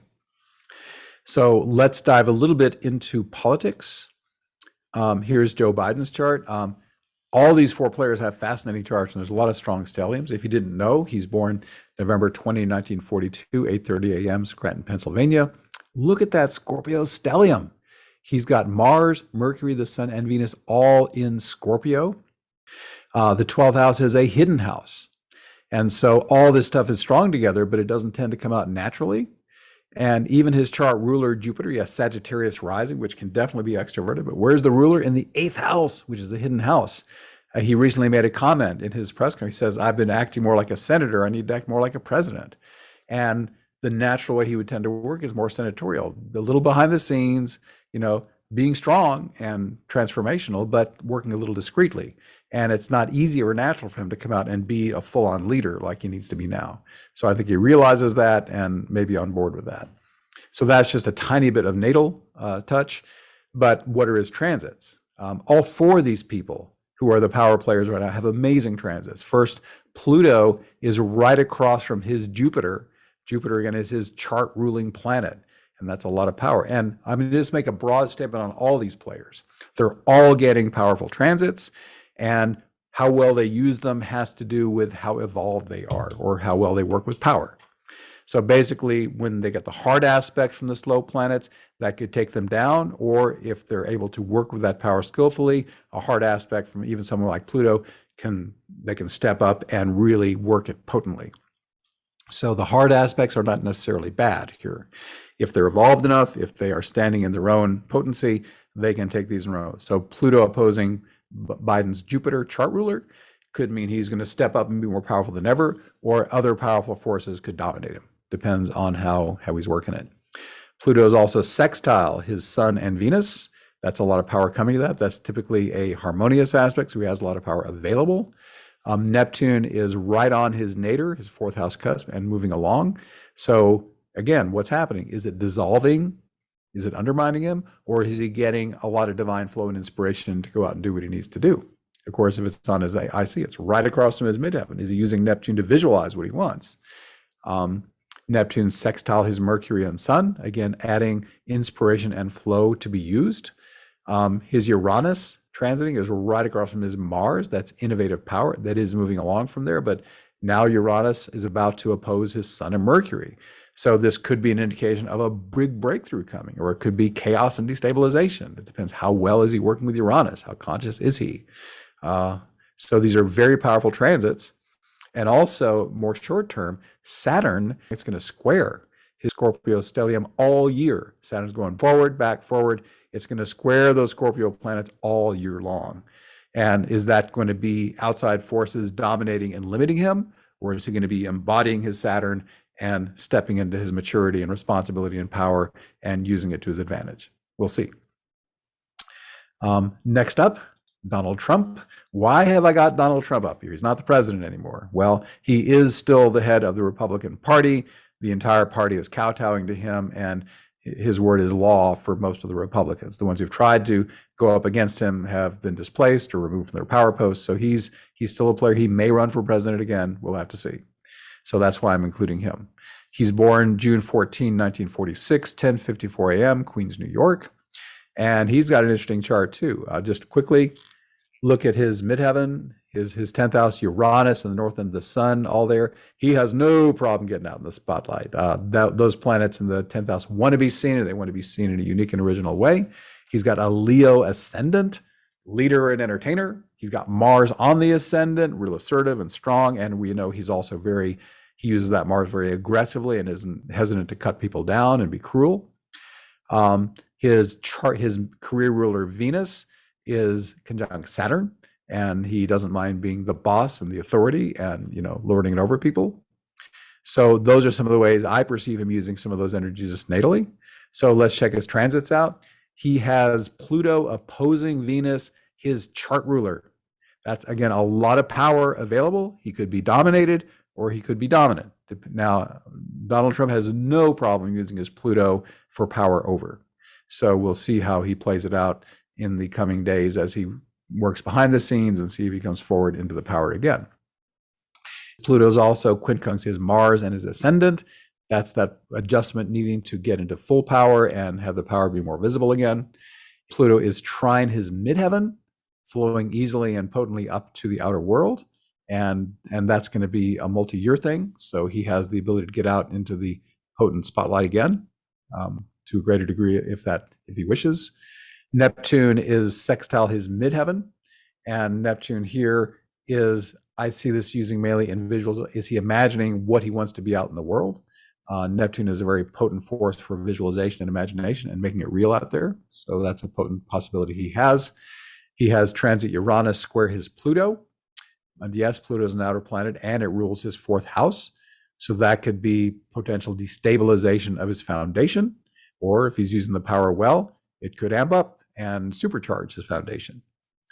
Also, in terms of shorter term challenge, potentially Saturn is square his midheaven, April through mid-February 2023, and Saturn opposes his Mars, May 2023 through early 2024. We'll see if that means he's limited, or we'll see if he just takes Saturn by the horns and creates new structures with it. You'll notice I'm not predicting one way or the other. As I said earlier, astrology is archetypally predictive, not concretely predictive. It depends what a person does with it. What about Joe Manchin, the most visible member of the Senate by far? He's born August 24, 1947. We don't know the birth time. He is born in Farmington, West Virginia. Therefore, we do not know his houses. If you look closely, all those house codes are 0, 0. So I just put the sun in the first house to put it somewhere, but we don't know the houses. So look at his Leo. Oh my God, Pluto, Saturn, Mercury, and Venus all in Leo. And that's the leader and the entertainer. He's more of the leader in that realm. So again, a very strong stellium indicating a potent personality. And then the sun coming daisy chaining off it, but the sun's Virgo, which lets us know he is serving in the way that feels right to him. So he's got Pluto trine his north node, and north node is destiny. So My feeling is he really feels like he's serving his life purpose by blocking Biden's agenda, and that trine flows easily to the North Node. And so this is empowerment of his perceived life purpose. Pluto is quincunx his Uranus, and his Uranus is here in Gemini, and Pluto is also quincunx his Mercury, Venus, and Sun, and that creates a virtual finger of God, a virtual yod. Remember that triple yod we saw, those crazy patterns with all the green and blue? So here's Pluto at the tip. He's making that 150 degrees up to Uranus, and he's making it up to Mercury and Venus and the Sun. So that's a destiny pattern, and that is saying, okay, he's communicating his Leo part, wanting to get out there, sharing his thoughts, sharing his self and his power with the world. He's being Uranian in his own way. He's saying, I'm going to be the rebel. I'm going to be the one who says no and not go along with everybody else. I'm going to be Uranian and different. In this case, it's a conservative kind of Uranus, but it's Uranian in its own way, just the same. So I think that Pluto quincunx to those planets is part of what's fueling his ability to so consistently oppose what Biden's trying to do. He's got some Neptune aspects as well. They're not quite as strong.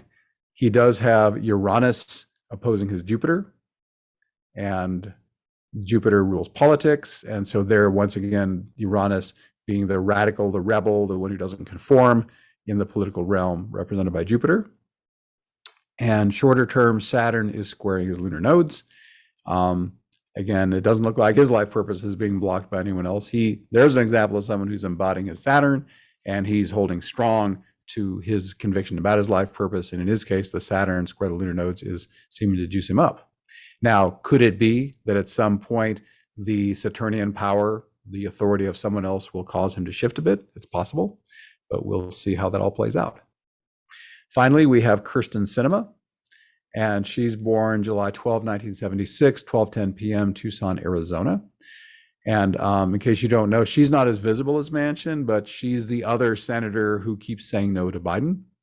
And look, another stellium. Oh my God, maybe strong politician figures often have big stelliums. So here in Cancer is the midheaven, Mercury, Sun, Ceres, and Venus. That's a lot of Cancer energy. Again, that's the sign, not the disease. And this means she feels deeply. She's probably fueled in a great deal by her emotions. And the 10th house is like visibility, reputation, career. And so a sun in the 10th house tends to be a highly visible person. Mercury is a teacher, communicator. So she's very much in the spotlight with 5 planets, including that Saturn and Leo up there in the 10th house. We can see why she's been so visible so early in her life. She has Pluto close to her ascendant, but notice this, from the 12th house. Isn't that interesting? So Pluto on the ascendant is power, but when it's from the 12th house side, it tends to project a little bit more from behind the scenes. Manchin's the one doing all the press conferences. She'll go for weeks, months sometimes without really talking to the press, and occasionally make a statement. So I think that Pluto in the 12th is part of why she's not so much out in the spotlight when she doesn't have to be. So what has she got? All the others have powerful transits. What about her? Pluto's opposing her Venus. She has Libra rising, so that means Venus is her chart ruler. Once again, isn't that the 3rd time we've seen Pluto opposing one of these politicians' chart rulers? Oh my God, it's a theme. So again, she is very much projecting her power into the world. She's owning her Pluto very much. We also have Pluto trine Jupiter, again, political power. Uranus by transit is on her south node. The nodal axis, south node, north node, is the axis of destiny, of what you're here to do. And she is willing to, again, be the rebel, be the one bucking the norm, just like Manchin is, to fulfill what she perceives to be her life purpose. She even has natal Uranus conjunct her north node. So it's part of her life purpose to buck the trend and be a radical individual. So that's part of her wiring. Uranus is sextile a lot of these Cancer planets. It will soon sextile. I mean, it has a little bit already, the midheaven and Mercury, but later in the year it will sextile the Sun, very much so. So a lot of that rebellious, individuated energy going out in a very public way as it hits those planets in the 10th house. Uranus is also quincunxing her Pluto in ascendant. So again, going out in the two visible places in a chart of the midheaven, which is overall career and reputation. The ascendant or first house cusp over here is where you first meet the world, and Uranus is lighting up all of it for her. So her uniqueness is very much on display, her one of a kind, doing it my way kind of energy. So those are the main things I see for her. Okay, so that's all the political stuff. I hope that was interesting. I'm going to expose my chat window. Citation for book and author, please, Ray Dalio. Just look for Ray Dalio, D-A-L-I-O, in Amazon. It's his latest book. Anything about Trump's legal issues? Who knows? I know that the Supreme Court just ruled that he has to release his records to the January 6th committee, so it looks like he lost on that one. All appeals have been exhausted. I have no idea if he's going to get caught or not. The man seems to have an amazing ability to get away with stuff. So we'll just see. It's interesting because there's power to convict him potentially, but if there's no will in the Republican, and again, if there's that kind of thing with the Senate doing it, there has to be political will to do it. And with so many Republicans and such a narrow Democratic majority, it's iffy whether that will actually manifest or not. I don't know how long his luck or power will hold. And you know, I get into politics a little bit because I feel like it's appropriate to include that kind of thing in a presentation like this, but I just don't know. So now let's get to our final segment. And as I said earlier, this is the thing I trumpeted so much in my my press release, the mini Grand Trine with Pluto, Uranus, and Neptune. It's a big deal when the three outer planets come together. It really is. So again, they're just warming up this year, like you can see. This is its closest approach this year. Later in the year, Uranus and Pluto are still like, that's about 8 degrees apart, so it's still pretty broad. I'll show you through the rest of the decade at the end how close they get and how tight it is later in the decade. So it peaks around 9.1 as close as it gets. It will return in 23 and continue through 2030.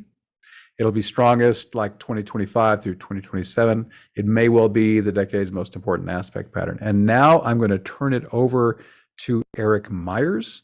All right, so spontaneously, I'm back with Eric Meyers. We just finished his interview with him about his new Beatles book, but now we're off talking about this. I'm calling it a minor Grand Trine, and Eric's calling it a triangle, but it's Uranus, Neptune, and Pluto coming into this soft triangular formation for most of the 2020s. And I show it sort of warming up in 2022 and then peaking really strong in 2025, 26. So what are your thoughts on what this pattern is and what it might be, Eric? Okay, so yeah, it's complicated. Well, we were just talking about the Uranus-Pluto conjunction of the 60s, right? Mm-hmm. Well, this is the Uranus-Pluto trine, and it's going to start applying late in the Earth signs when, you know, Pluto in late Capricorn and Uranus will get to late Taurus pretty soon. But it is more exact when it moves to air signs. Pluto moves to Aquarius, Uranus moves to Gemini, and they're going to be trine. Mm-hmm. At the same time, Neptune gets from late Pisces to early Aries, which makes a sextile to both pieces of that trine. So, you know, in and of itself, just look at these individual pieces for a minute. And Uranus in Gemini, in and of itself, is epic about a revolution of thinking and new perspectives and ideas. And right now with Uranus in Taurus, the revolution is about embodiment. And we were speaking about embodiment being so important for spirituality. That's Uranus in Taurus. Mm-hmm. That's important. That's what we're learning now. But then when Uranus gets to Gemini, it really is about the explosion and expansion of the mind into other perspectives and dimensions. And I'm going to be writing on heliocentric astrology, which is another perspective that's generally not out there. Uranus in Gemini for 7 years. So my heliocentric work will come out with Uranus moving to Gemini, many other things in the world. But if you look at Uranus in Gemini, it's really when there is huge advances in our understandings of things. And then Pluto in Aquarius.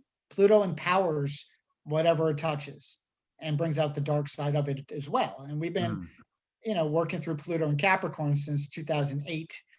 and the patriarchy and its regressiveness and power stuff and wealth and status. And we have been coming to climax and amplifications for us to work through. So Pluto gets to Aquarius, which is going to empower things that are more revolutionary, more countercultural, more multidimensional, more metaphysical, more astrological. And combine that with Uranus and Gemini trine it, you're looking at a complete revolution of thought on this planet, potentially. And then combine that with Neptune in Aries. Okay, so what happens when a planet moves from Pisces to Aries? Well, it has a new beginning. Mm-hmm. And Neptune, the planet of spirituality and consciousness, and the direct experience of the subject matter, is what we're learning with Neptune in Pisces, is that spirituality isn't just conceptual or theoretical or airy. It's about the experience of consciousness, Neptune and Pisces, of dreams, of things that are fluid, things are emotional, spiritual processes, intuition. So when Neptune gets to Aries, it's a new beginning, ideally applying what we've learned with these transits, not only Neptune and Pisces for 14 years, but Neptune and Aquarius for 14 years prior to that. How are we going to bring all of that into a new beginning, connected in with the Uranus-Pluto trine in air signs? So, being the geek I am, I got into astrology in the mid to late 90s, and I looked at what's going on down the road, of course, and I saw this, 20 something years ago. And to be honest, it's what's kept me going throughout the Pluto and Capricorn slog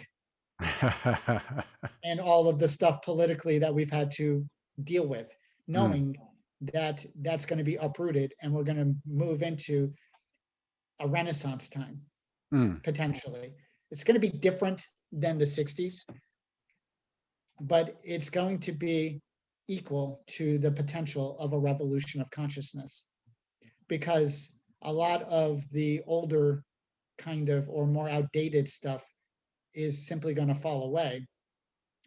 And a lot of young people, particularly those born in the 90s and the zeros, or whatever you want to call that decade, they've got Uranus and Neptune in Aquarius. And here comes Pluto getting to Aquarius, is going to hit their Uranus and Neptunes. And anyone else with Aquarius signatures. But a lot of people on the planet, my son, Drew, who was born in 1999, he's got Uranus and Neptune in Aquarius. His generation are going to come of age in this extremely metaphysically oriented time. And it looks like a Renaissance period. While those who are leaving, making room for this, are on the way out. There's going to be a whole shift on this planet with the astrology signatures that people have and how they're getting hit off by these transits we're speaking about. So this is why when people are so worried about fascism taking over and all of this challenge, well, that's what's happening now with the Pluto return in Capricorn in the US chart. And what's happening with current political scene is kind of relitigation of the Civil War and even the Revolutionary War. And that's all going to change. And in a few years from now, with Pluto in Aquarius, Uranus in Gemini, and Neptune in Aries, we're looking at a whole new time frame that's going to be unfolding that is about as Renaissance and progressive as we can design astrologically. And I've been so excited about it and anticipating it for decades that I simply can't wait to see what's going to happen. And it's going to be for a while. Pluto's going to be in Aquarius for 18 years. Uranus will be in Gemini for 7 years. Neptune will be in Aries for 14 years. They won't always be in that geometrical configuration, but they will to begin. But just the newness of these outer planets moving to new signs in and of itself creates a whole new beginning. Hmm. So I'm excited. Buckle up. What are some of your thoughts on it, Benjamin? Well, you just went deeper than I had thought about it so far because I've just begun exploring it myself. I only became even aware of this days ago as I was looking into my forecast for next year. So you've got several decades on me here to think about it. My initial thought was really positive, just like you said. I mean, you've just so beautifully and eloquently described, and may I have your permission to take some of those ideas and put them into my 2022 forecast as long as I credit them. This is what Eric Meyers said, and I couldn't agree more, kind of stuff. Sure. Okay. Now, I will say, though, again, I don't use good, bad language. I don't see any astrology as necessarily going to be positive. There's always a dark side. There's always a way that the human interaction through consciousness is going to distort it or darken it. So nothing's guaranteed. Right. But speaking of dark side, Pluto is about darkness. And yes, we can look forward to Pluto entering Aquarius with all of the metaphysical possibilities. But there's also a dark side of Pluto in Aquarius that I do want to mention because it's really creepy and needs to be discussed. Okay. Now, we just talked in the Beatles interview of our humanness, of love, of basic human bonding. Mm-hmm. That's so important. Pluto in Aquarius is dehumanization. Hmm. Is when people are having relationships, even intimately, with robots or computer systems or things that are not human. Hmm. And this is going to create pathology in the collective psyche. It's already beginning to happen. But the technology, the empowerment, Pluto, of technology and artificiality is the shadow of Aquarius, Hmm.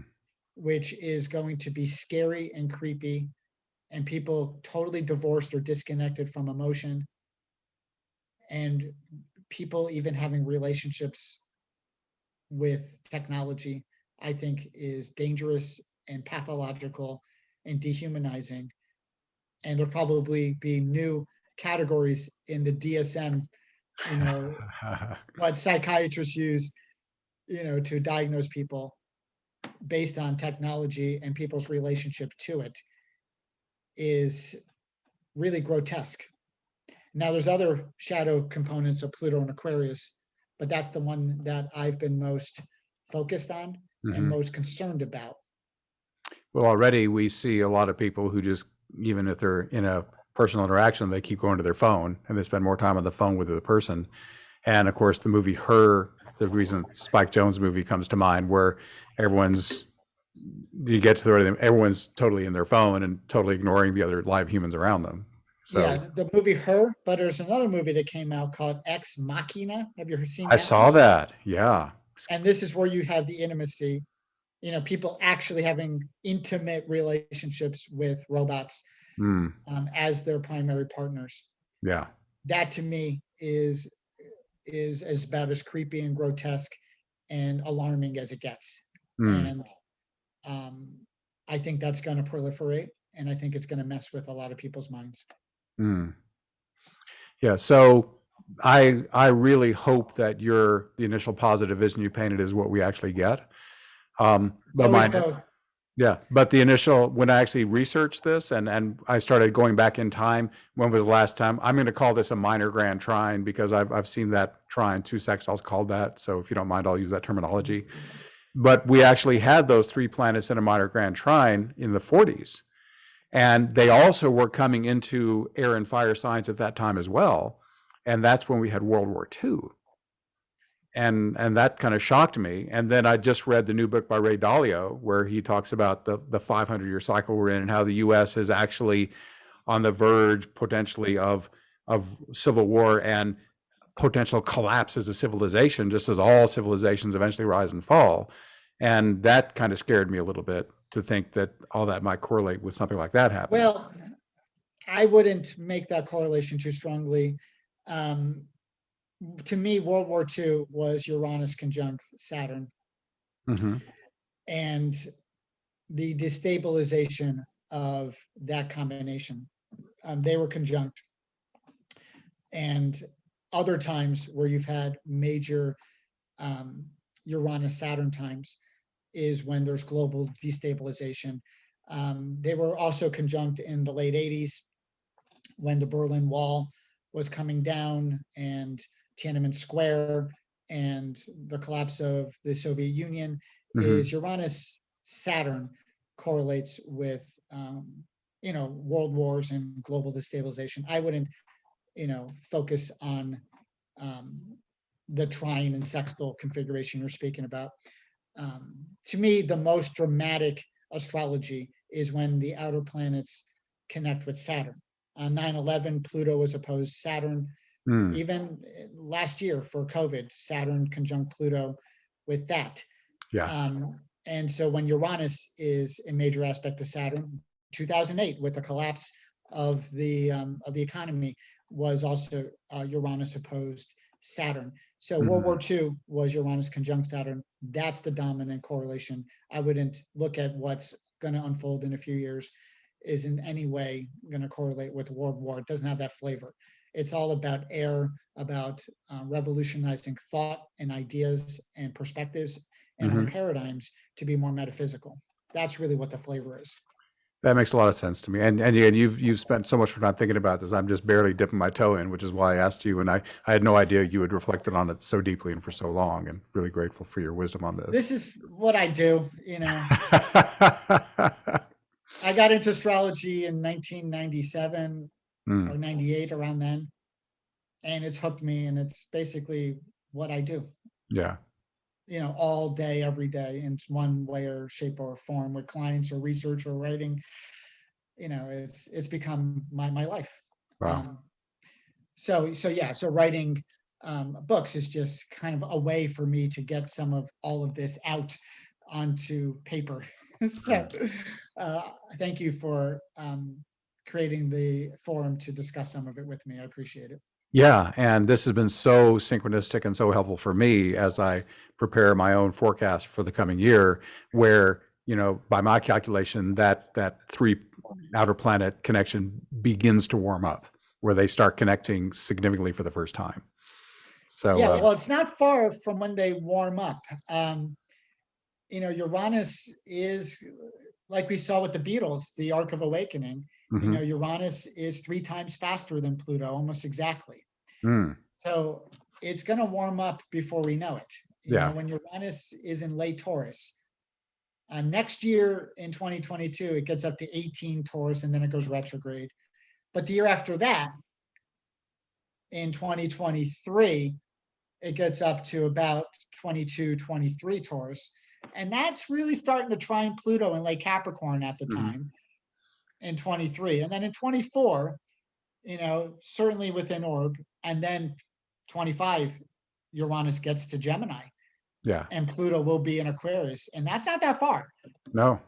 So the applying is going to be happening pretty soon with the Uranus-Pluto trine. And I'm using pretty generous orbs. I was influenced by Rick Tarnas and how big are the orbs that he uses. Like he uses 15 degrees for a conjunction with slower planets. So I'm thinking they're going to be warming up. I mean, yeah. So, the ancient astrologers said, hey, if they're in the same sign, they're aspecting. Basically, we got to get through Yeah. the final couple years of Pluto and Capricorn and the Pluto return of the U.S. chart, and we got to get through the current kind of mayhem politically and divisiveness and the relitigation of the Civil War is what's happening now. We got to get through this, and then after we do, which hopefully we live through it, which I think we will, but who knows? Then we're going to have this much more flowering of metaphysical possibilities that the signature suggests. But these the rest of these next couple of years of Pluto and Capricorn is going to, because when a planet is finishing a sign, it's like the final exam. Right. And this is the final exam of Pluto and Capricorn, which is basically the collective dismantling or regeneration of patriarchy and its value system. That's what we're in now. We got to do that for 2 more years. Wow. I really appreciate your I know we've had some mundane discussion, but we've never gone deep like this before. So, well, you and I did that workshop years ago about big change. Now we were talking about big astrology. That was around 2012. When the Uranus Pluto square we were doing on that. Yeah. Right. which was another whole thing too. Yeah. So it's a fascinating combination, Uranus and Pluto. It really is the defining astrology of the Beatles book, and it will be defining on our collective landscape, for much of the mid 2020s and forward. Mm. So here we Yeah. go. So yeah, this time's, for me more precisely, with Western astrology, the launching much more deeply of the Aquarian age, where the reality of the more awakened consciousness on the planet has a much greater chance of blossoming at this point. Yeah, that's another discussion. When does the age of Aquarius start? I don't think it starts in 1 minute. I think this century is a gradual transition into one age to the next. Yeah. But Pluto and Aquarius is certainly going to accelerate some of those issues um, and the challenges to get there as well.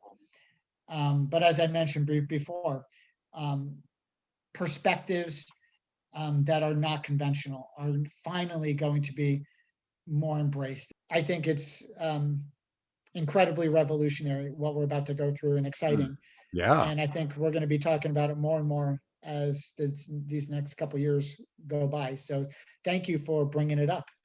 Thanks for giving me so much more than I had bargained on. This is such a delight. Thank you, Eric. Yeah. And thank you for, you're one of the few astrologers that have taken the time to read the whole Beatles book, and you get what I've done, and your appreciation of it means a lot to me. So thank you. And for hosting me for this. Oh, my pleasure. I interview almost nobody on the show, but you are always welcome here. You have a very special place in my heart and in my work. Thanks. Thank you. Appreciate that, Benjamin. All right.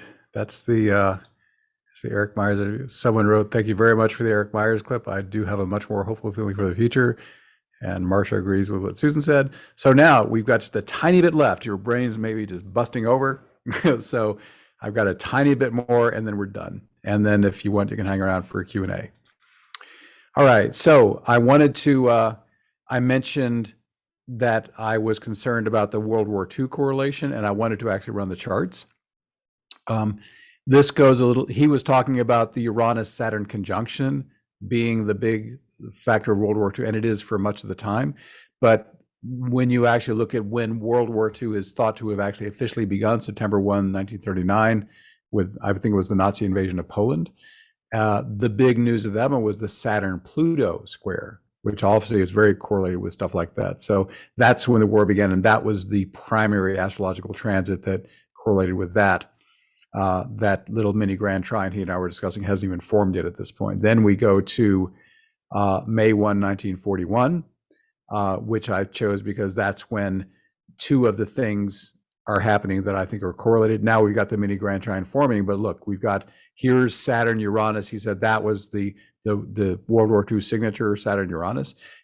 Saturn is just coming. He's like still about 8 degrees out, but here in 41, he's getting close, and he will be conjunct Uranus for several years. So that is definitely correlating with most of World War II. And I noted independently, we've also got Chiron, Pluto together, and that happens for like 2 or 3 years. So they're both very difficult planets, and it makes sense to me that Pluto and Chiron together would have impacted the warlike nature of that period as well. The triangle with Neptune and Uranus and Pluto is not the war factor. It's Saturn-Uranus, it's Chiron-Pluto. Earlier it was Saturn square Pluto, and that makes sense to me. Now, let's close with a quick 1 year at a time look at this developing mini Grand Trine. So we already looked at 2022. What I've done here is each year I've picked the moment when they're closest and tightest. Okay, so here's 2023. Next year, at its closest, Uranus will now be only about 5 degrees off the trine to Pluto, and that's close. Neptune's going to be close to both of them. It's really the closing distance between Uranus and Pluto that's the big factor here that we need to watch. So here in 2023, Uranus only 5 degrees away. That's plenty close enough to activate that pattern. Then in 2024 at their closest, we're almost caught up. Uranus is now at its closest, not even 3 degrees from Pluto. At this point, Pluto has entered Aquarius. So those sign changes that Eric was talking about are happening. Neptune is retrograde in Pisces. I'm not sure. Neptune might have already come into Aries at that point. I'll have to double check. But for sure in 2025, check this out. 2025, exact. I mean, I picked a moment here in September 1. All the planets are pretty much at the same numbers, same degree numbers, with just a few minutes difference. Everybody's in the new signs: Uranus in Gemini, Pluto in Aquarius, Neptune in Aries. 2025, this pattern is fully strong. It's all the way in. Then in 2026, same deal, exact correlation between the planets. They're precisely in that triangle, at least in July. Then in 2027, once again, they're within a fraction. They're all at 6 degrees and change in June of 2027, still super tight, at least at some point during the year. 2028, still extremely close. Uranus is still just half a degree off Neptune and at the same degree as Pluto. So even in 2028, still very, very tight pattern for at least part of the year. And then in 2029, now Uranus is getting a little bit ahead. It's now at its closest about 3 degrees from Neptune. It's now about a degree ahead of Pluto. And then 2030, still forming the pattern, but now Uranus is about 4 degrees ahead of Pluto. So it's a long pattern. That's a if we're counting this year, that's like about a 9-year run for that mini Grand Trine. So I'm really excited about the potential of that pattern. So, and my final slide is there. So that's it, folks. A lot of material. I so thank you for sticking with me all the way to the end here. I'm happy to take any questions you've got. Eileen wrote, also Pluto and Aquarius equal dark side of technology causing social conflicts, cybercrime, abuse of tech, etc. Interesting. Yeah. Mark types, you may find Lewis McWhorter's work interesting. It points out Saturn-Uranus conjunction in Gemini is correlated with the Revolutionary War, Civil War, and World War II. It will happen again June 28, 2032. Interesting. Ways down the road. Jennifer, thank you, Benjamin. Awesome. Ronnie says uber awesome, and Eric too. I'm so glad Eric could be part of this, even if on a recording. March 9th patterns are remarkable. Mark says, thanks as always. Awesome, very interesting. Love the video clip. Vivian says it was fun to hear Eric as well. Cynthia says great presentation. By the way, if you want to look up Eric, his last name is Meyers, EricMeyers. And just Google him and he'll come right up. Hey, Jennifer. Yes. Hi. Hi, how are you? Thank you so much. That was so interesting. You're welcome. So I understand Aquarius rules the internet, and with all of the stuff that's going on with Facebook and how social media has such a bad rap these days, can you speak to the idea of, you know, I'm building my business through Instagram. That's how I'm connecting with my people. And I see, I mean, yes, there's a good and dark side for everything. And I see so many animal shelters and so many good things are able to happen because of social media. And I'm just wondering if you can speak a little bit about somebody who, I don't know, I get kind of hung up on, well, you know, social media has got such a bad rap, and yet I'm in there using it. You know, what do you have to say to, or can you elaborate on those ideas? I'm in a similar boat. I mean, I put my forecast out on social media. I'm on Facebook. I don't do Instagram so much because I have trouble with their image stuff. But I'm on Facebook, I'm on Twitter, I'm on LinkedIn with all my stuff. So I use them for what they're worth. And I may even start doing some Facebook advertising this year. So yes, there's a lot of bad stuff there and a lot of good stuff.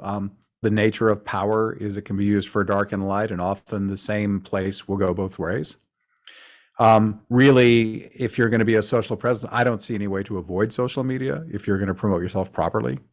So you can acknowledge that there are, you know, dark energies in the social media networks, and there absolutely are. There's also a lot of powerful love and light energy, and perhaps each of us who comes into that system and brings a higher vibration to it will help uplift it a little bit.